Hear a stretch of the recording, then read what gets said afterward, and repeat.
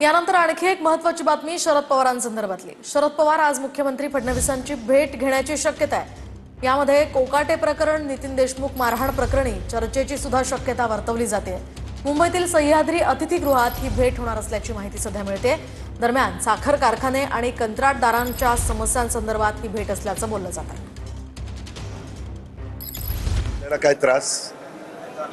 मग त्यांनी कुणीही मुख्यमंत्री असला, उद्या तू जरी मुख्यमंत्री झाला तरी आमचं काही काम निघालं तर आम्ही तुम्हाला भेटायला येणार।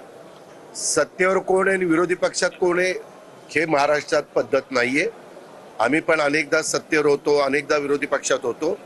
जे कोणी प्रमुख असतात आणि सार्वजनिक एखादी बाब असेल आणि ती मुख्यमंत्र्यांच्या कानावर घालूनच त्याच्यातनं मार्ग निघणार असेल तर अनेक मान्यवर कुठल्याही राजकीय पक्षाचे असले तरी देखील मुख्यमंत्र्यांची भेट घेतात।